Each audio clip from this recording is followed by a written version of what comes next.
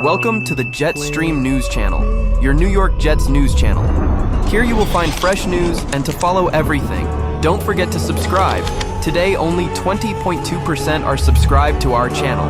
Help us by sharing so that the news reaches many more people. Let's go to today's news. All right. On the injury front, I think we had two guys of note.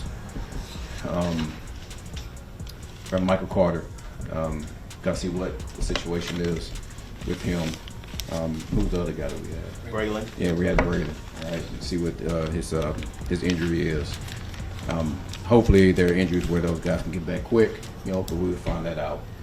When it comes to the game today, very disappointing. Very disappointing. And there's no way you can win any game with 13 penalties and 3 turnovers. It just can't happen. But what we have to do is go back to work. We have to go back. That's the only way that we can fix them. Really take a look at these penalties, take a look at these turnovers, and make sure we understand that we have to understand before you can win games, you have to learn how not to lose games. And we have to do a better job in that case. And we will. We will. And again, the only way to do that is go back to work. And that's what we got to do. That's what we got to do. Any questions? Aaron, you spoke. You guys seem to be on a, even though it was a loss, you seem to come off of that Buccaneer game pretty high. You found a lot of things you fought to respond like this. I mean, how disappointing is it? Very disappointing. Very. And to me, it was more or less the things that we know that you can't do to win games. We allowed that to happen.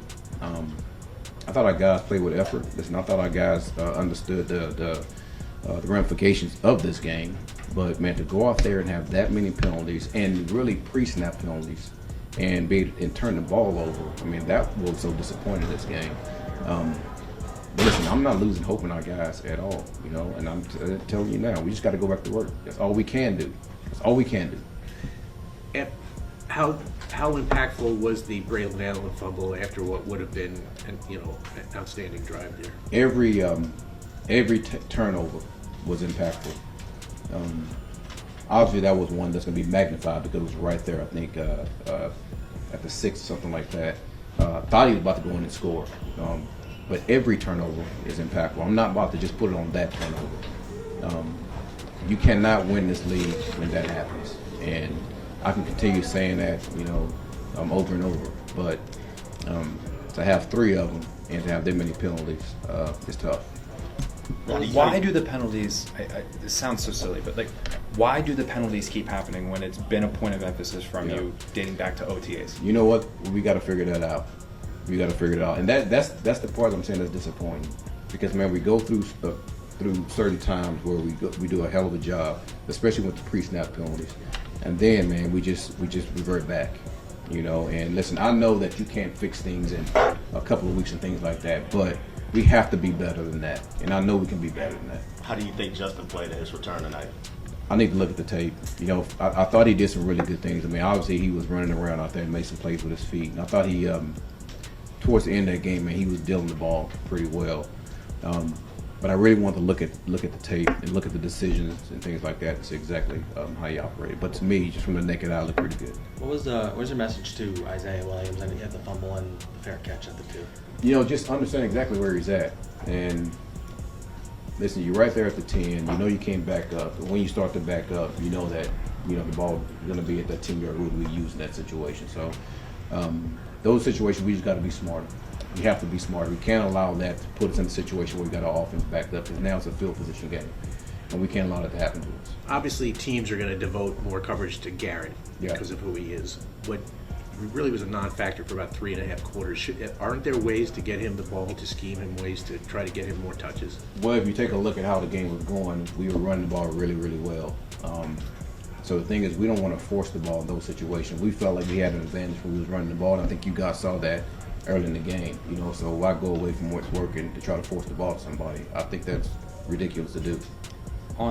There was a 4th and 10 in the 4th quarter, Aaron, with about 7-ish minutes left, where you guys chose to punt the ball. Yeah. Miami ended up getting back into field goal range, ate about 3.5 minutes off the clock. Yeah.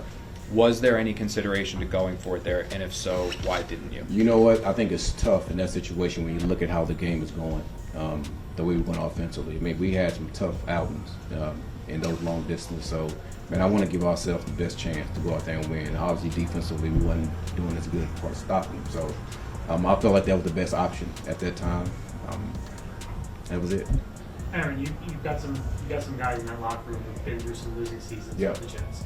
How do you avoid a "woe is me, here we go again" type of malaise coming over this team? Well, listen, this is a game where,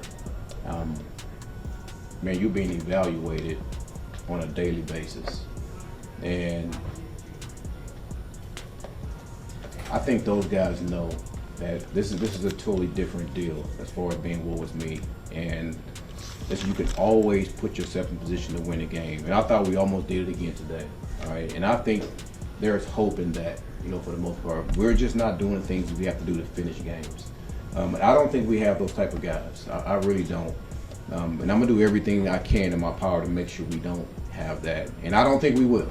I really don't. So those guys know we got to go back to work. I know we have to go back to work. The coaches know we have to go back to work. And collectively as a group, man, we have to make sure we just block out all the outside noise and do the things we got to do to go win games. Take a couple more. You knew when you took this job that it wasn't going to be all smooth sailing. Absolutely. Is it more challenging than you thought? I don't want to say that. I mean, listen, being a head coach of an NFL team is always challenging. I don't care if you're, if you're winning because they're always gunning for you. You're losing because you're trying to get things turned around. But yeah, I do know that. But I will tell you that what makes it so so intriguing for me to be able to try to get us to understand exactly how we got to win games, to get this thing turned. And listen, my confidence is not going to wane, not one bit. We're not going to waver on the things that we've been talking about, how we got to win games. We just got to do a better job of doing those things. So, yes, it was going to be tough. I understand that, and we're going to continue to work to get this thing turned. Last one. On Braylon, he was ruled out very quickly within the injury. Yeah. Was there any indication from the doctors that could be a serious injury? You know what? At that point, man, the doctor said, listen, he's going to be out. And I didn't want to hear, and we can't know what the situation is at that point. And I have to make sure I keep myself focused on what's going on in the game. So it looked like it was pretty bad, but I don't want to say that until we get a chance to know. So And as always, hopefully go we'll for be it, all right. Jets. Thanks for watching.